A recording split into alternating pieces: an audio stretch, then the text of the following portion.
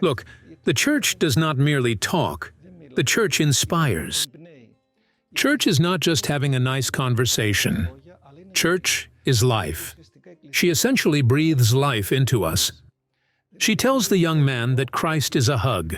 She tells him that, yes, I recognize your anguish, your confusions, your difficulties, your trauma, and that's okay.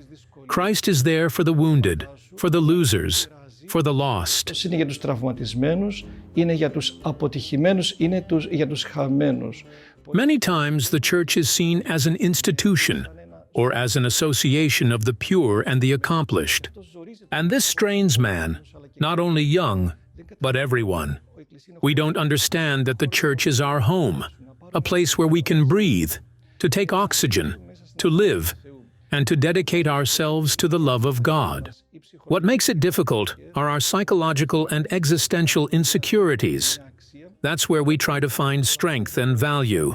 But ultimately, we understand that the most important thing is not to protect ourselves, but to dedicate ourselves. This is what the church desires for every human, to give themselves to God's embrace and to recognize that no one has to strain himself to prove something to anyone, but to devote himself to the love of God gently and easily.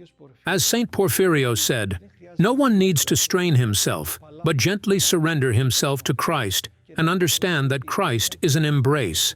Christ is love. Not in order to justify one's own passion, but to be inspired and moved by the love of God. We will not conquer our passions by fighting them head-on, but we will overcome them through a greater joy that finds its home within us. Αλλά θα ξεπεράσουμε τα πάθη μας και τις δυσκολίες μας εάν έρθει άλλη χαρά μέσα μας που μας κερδίσει. What the church offers is neither sermons nor doctrines, commandments, or codes of conduct, but the inspiration of true life. She seeks to help man realize that Christ is everything, to the point where he desires to sacrifice everything for him, and ultimately to understand that life is neither hard nor miserable. Life is light, because God is our Father, and we are brothers and sisters to each other. So, she must help man to stop fearing himself, to throw off his misery, his insecurity, and surrender himself to the love of God. Να ξεφοβηθεί τη μιζέρια του, να ξεφοβηθεί την ανασφάλειά του και να αφαιθεί μέσα στην αγάπη του Θεού. Many times the question of sex before marriage arises, and the church is called upon to answer whether it is allowed or not. Look, the church's positions are well known, but that's not the point. Whether sex before marriage is allowed or not is not the important question here. The point is for people to know how to love and how to be loved, to clarify what love means. Το πιο σημαντικό είναι να ξέρει ο άνθρωπος να αγαπά και να αγαπιέται. Να διευκρινιστεί ποια είναι η έννοια της αγάπης και του έρωτος. Many times we talk about sex before marriage, and meanwhile, man becomes unable to love and has no sex after marriage. He can't make love with the other person. Yes, there the church sets that boundary, but it's more important that man learns to love and to fall in love. The zenith of love is discovering its meaning, purpose, and the essence of love and relationships. Και της αγάπης είναι να καταλάβουμε ότι ποιο είναι το περιεχόμενο και ο λόγος αυτής της αγάπης και αυτού του έρωτη και αυτής της σχέσεως.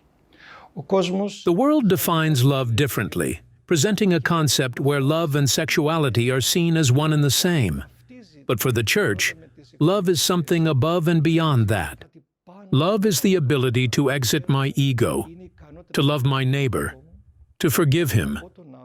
Love means to find my reason for being, to find Christ's special calling to me and inspire my neighbor to find his own value, to find his reason for being.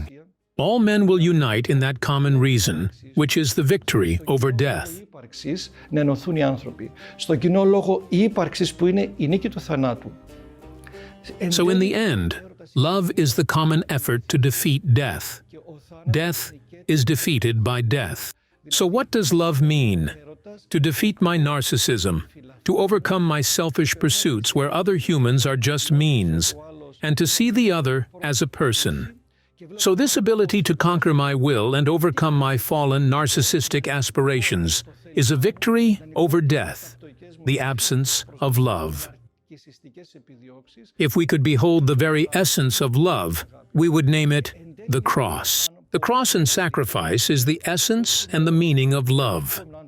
You see, the question of whether sex before marriage is permitted is minor compared to the far greater question: what is love and what is the cross?